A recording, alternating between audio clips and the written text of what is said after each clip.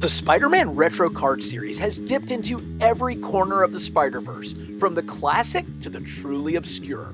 But there is one subset that focused on the unique look of the 90s animated series, the VHS 2-packs.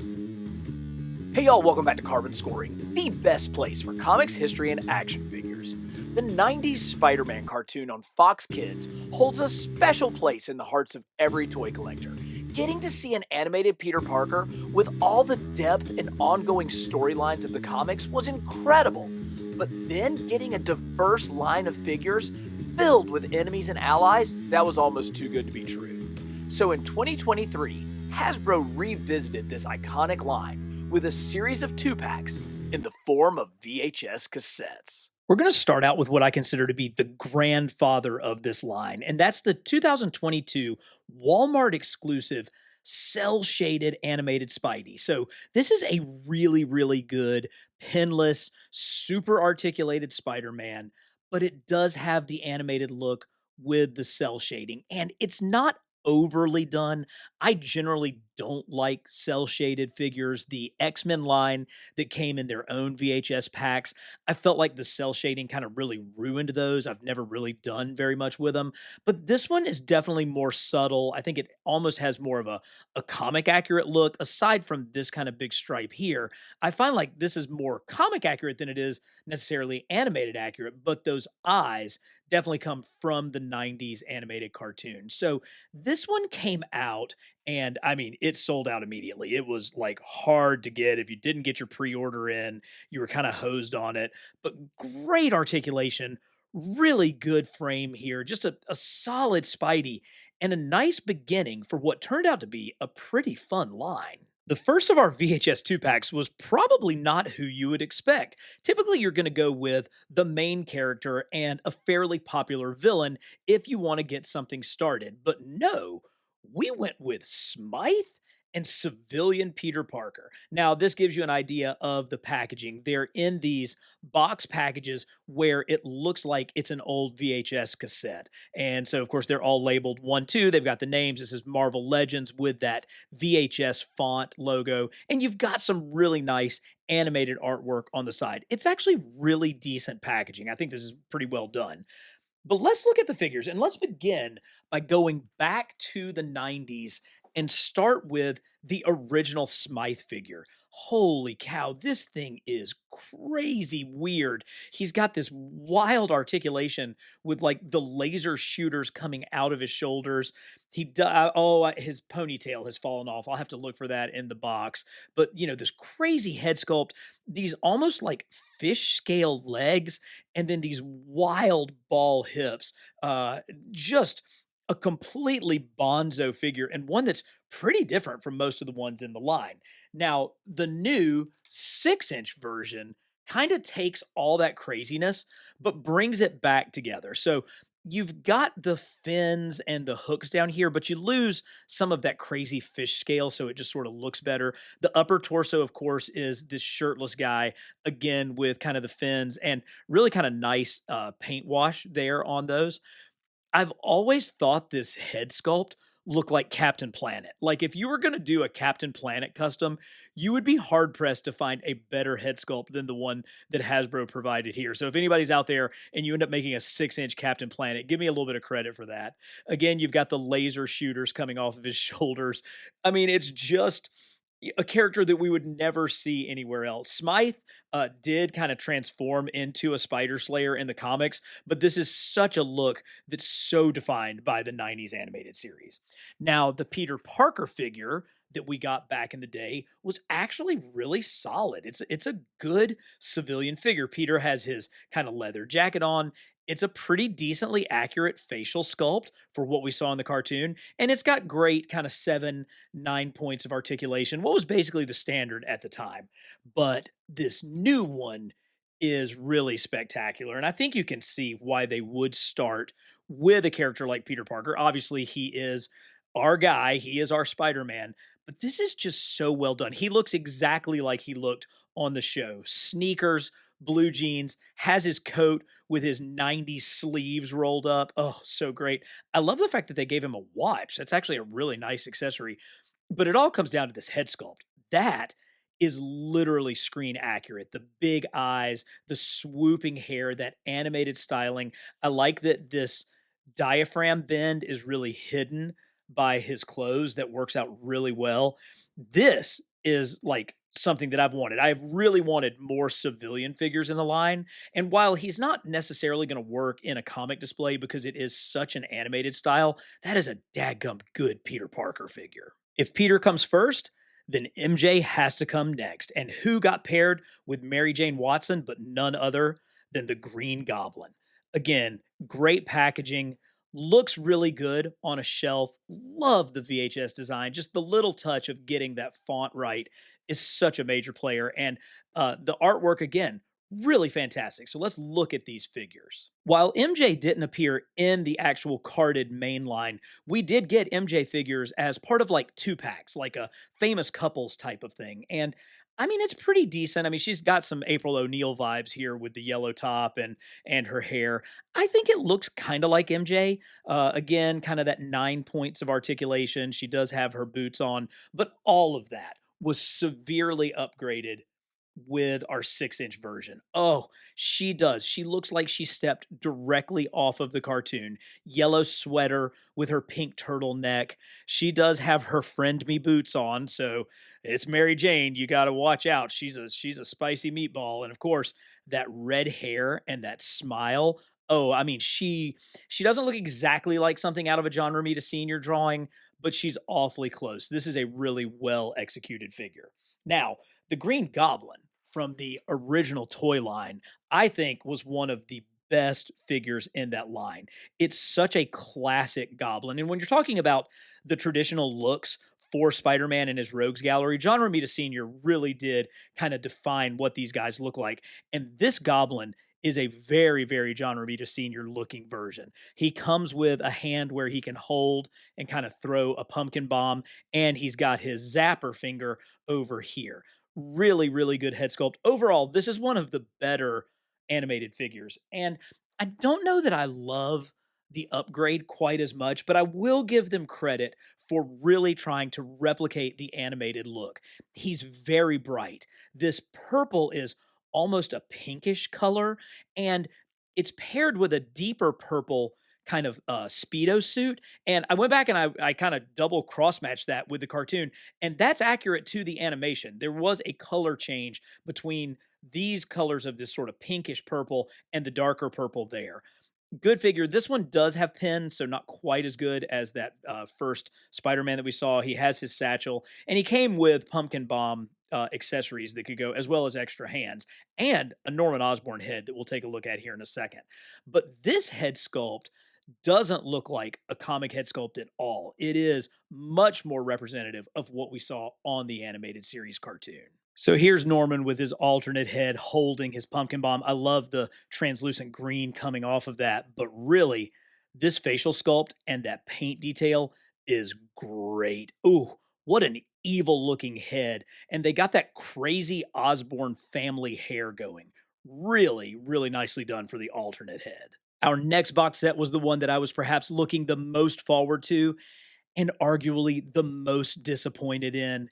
It was the Doc Ock Aunt May 2-pack. Ock was another standout in the original 5-inch line. He's got fairly standard articulation, but a really great, orange and green color scheme and a pretty decent Doc Ock head. I love how that like double chin is like carved right in there. But it's his plate feature that really makes him fun. So you can kind of get the octopus arms sort of spread out a little bit. And when you pull this lever on the back, they come all four will like crunch in and attack. It's really a pretty sweet feature for a kid's toy. I like it. Obviously, you don't get a ton of posability with these. They're fairly preset, but the play feature, I mean, again, this is a kid's line. The play feature is pretty great. That said, the sculpting on our new Ock is just terrific. So this Ock was not quite as heavy set as our others, but I don't think he was quite as heavy in the cartoon. But look at that sneer and look at the detail into that sculpted head, the paint on the cheeks, the different shades on his glasses, and that killer bowl cut. You combine that with these gorgeous bright colors, and this is a super great Doc Ock. And he was about to be the best Doc Ock figure we had ever gotten because we were promised bendy wire tentacles. And yes, that actually happened. So we do get these bendy wire tentacles. But when they solicited this, the thought was these were going to be able to just snap in and they were going to be retrofitted where we could use them on our older Doc Ock figures. So, if you got this figure, and I bought multiples of this specifically so that I could get these great bendy arm, bendy wire tentacles, and then put them in my old, more comic accurate Doc Ocks.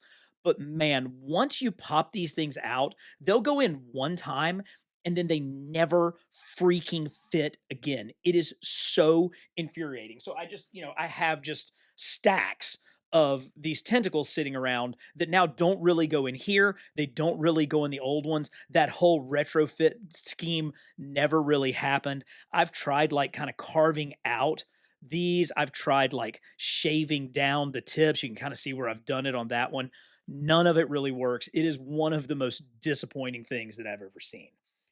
But not the most disappointing thing, because that may go to dear old Aunt May. Oh, God.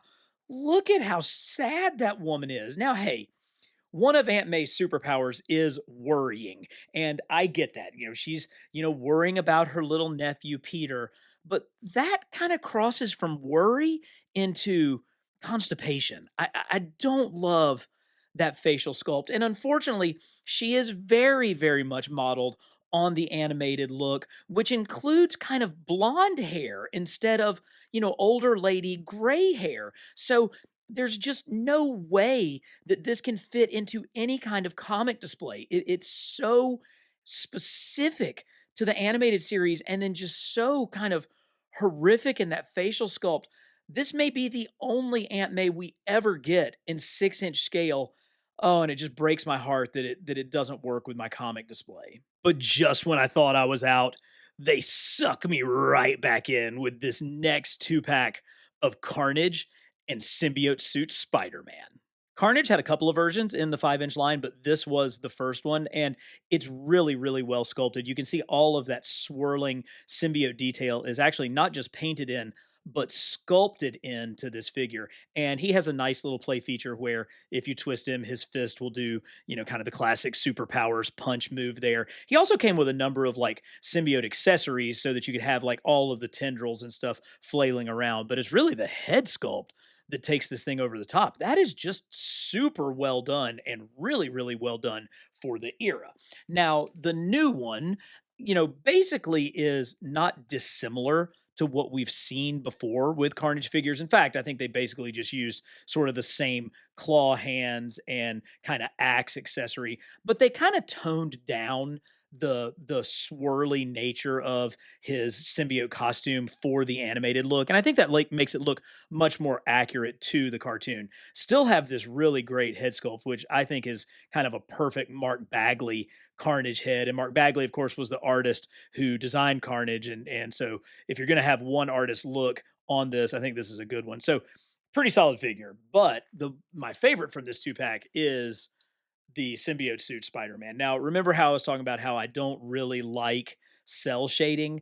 Well, there are, of course, exceptions. And with an all black Spidey suit, this one is one of them. It's maybe a little overdone in places, but the overall look of the blue highlights, I think actually really works. And you saw that, in the comics, rarely was Spider-Man just all black. They would use the blue highlights to bring out the musculature and really kind of, make him look like what he looked like on the page. And I think that this does that really, really well.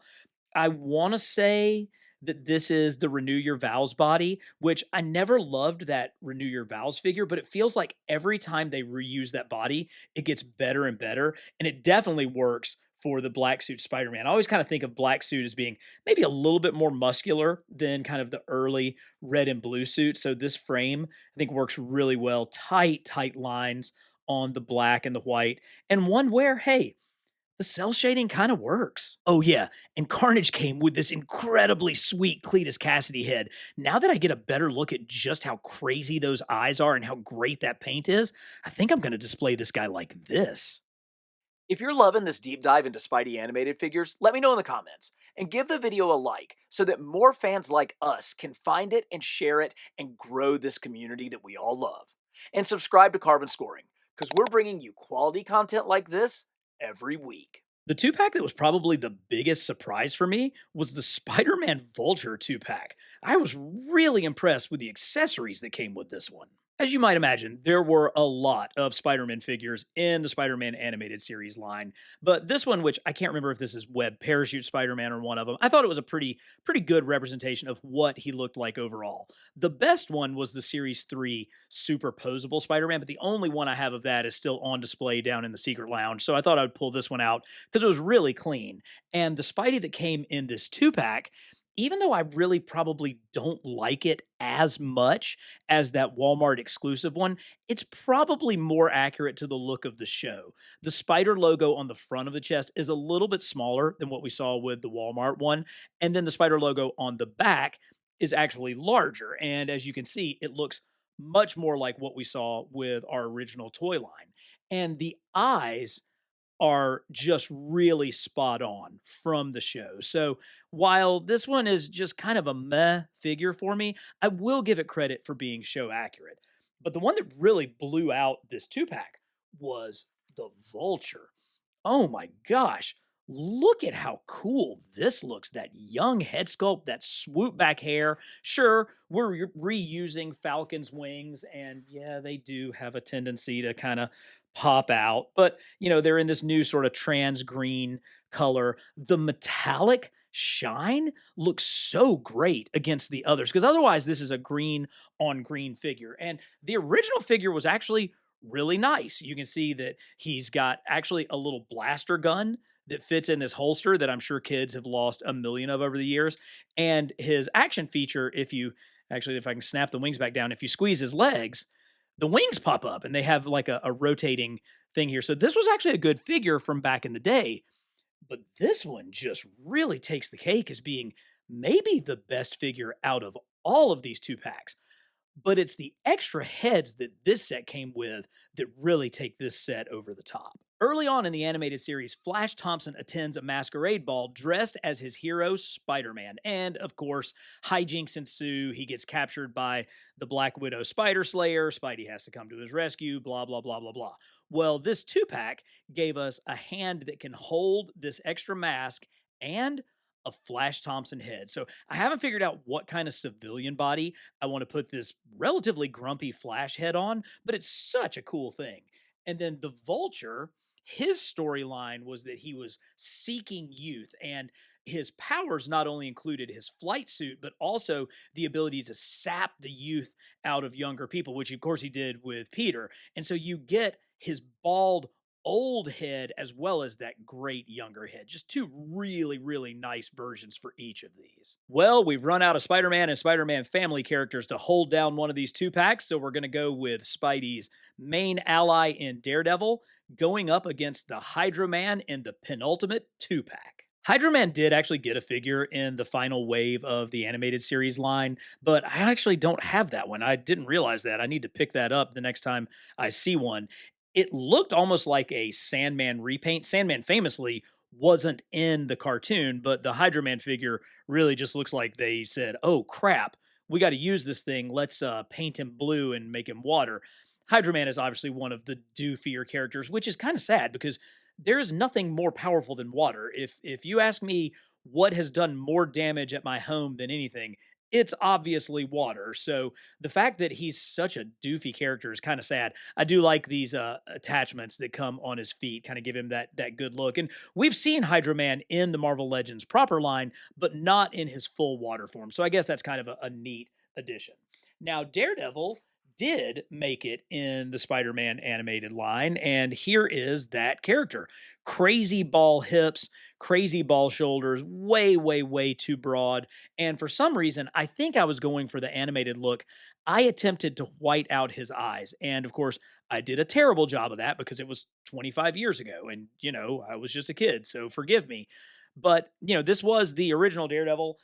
The new one is way more cartoon accurate. Now, when you want to talk about cell shading, this is cell shading to the maximum, but that's what he looked like on the show. So this really, really deep black colors is very much show accurate. He does come with the super cool kind of pre-posed billy clubs, but those make for a great display. The one big complaint that I have is that they didn't extend the cell shading down through his wrist and his boots. Now, I guess I can understand it on the boots because that would have been an all new part, but I don't know why they couldn't paint it all the way down through here. It looks a little bit awkward that those aren't as deeply cell shaded as the main Daredevil. DD did come with a more flat facial expression, but look at like the cross hatching up here on his forehead. That's really, really well done. For me, I think this kind of looks more like that gritty Frank Miller style of Daredevil. So this, I think, does actually have a place in my collection. And for our final two pack, which I am sadly missing the box, we have Doctor Strange and Morbius, the living vampire. And these two figures actually do a great job of illustrating just how much change the Spider Man animated line went through during its whole run. Morbius was, of course, one of the earlier figures. He's much more standard, kind of 5-7 points of articulation. He very much is all about his play feature, where if you squeeze his legs, you can switch from his vampire head to his more human head. Whereas this Doctor Strange was in the final wave of figures. And as you can see, it's far less animated looking and much more comic accurate looking. You now have ball shoulders, so you get a little bit more articulation here. You've got the classic Ditko fingers. And because he clips into his cape, you can have him in like a levitating pose because this cape really stands up very, very nicely. And he was given great ankle bend so that it looks like he's kind of floating on his cloak of levitation. A really nice figure. This one sat at the Walmart in Charleston, South Carolina for months until I finally bought it. I finally ponied up the $5 out of my, spending. I was in school. I didn't have a lot of money, but I finally got this one and I'm so glad that I did. But let's look and see what they did with the newer versions. Starting with Morbius, we have obviously come a long way in the sculpting department because even with these animated looking figures, there's just so much more detail in the sculpt and particularly in the paint wash. The inkjet technology that allows for this gradation of paint around the eyes just brings out so much of the sculpt, and there's even subtle hints of that throughout the hair that really make that texture look good. Kind of standard trench coat. But obviously, the thing about this figure that stands out is they couldn't have a vampire on Saturday morning cartoon. So even though he's got fangs, he can't go around sucking people's blood. So instead, he had like suckers on his hands. And so that was how they got around basically the cartoon comics code of having a living vampire on the show, was instead of literally biting into women's necks with these fangs, he had the hand suckers going on, and this figure finally brings those to life. And now we come to the master of the mystic arts, the other great hero creation by Steve Ditko in the early days of the Marvel Universe, Doctor Strange. And immediately you can see that this color scheme is much more animation accurate. I believe this is basically the exact same figure that we had seen in the Marvel Legends line. That's not a very cartoony head sculpt, it's a much more comic head sculpt, but the colors help to bring out kind of that animated look. And obviously the purple through here instead of the dark blue really, really pronounces that. I love the cloak of levitation. I've often considered kind of pulling it off of this figure, kind of taking the Eye of Agamotto off somehow and putting it on one of my comic based figures because I think it really just floats super well. But, our comic Doctor Stranges have been really great lately. So this is a nice addition and a nice homage to Spidey's co creator, Steve Ditko, to get Doctor Strange in the line. In looking back on these figures, while there were a couple of misses, Aunt May and Doc Ock's tentacles being the biggest for me, you can see the love and care that went into each of these figures. The outstanding and accurate head sculpts with their gorgeous paint details really stand out. Would you like to see this line continued? Let me know in the comments. And as always, for the best in comics history and action figures, subscribe to Carbon Scoring.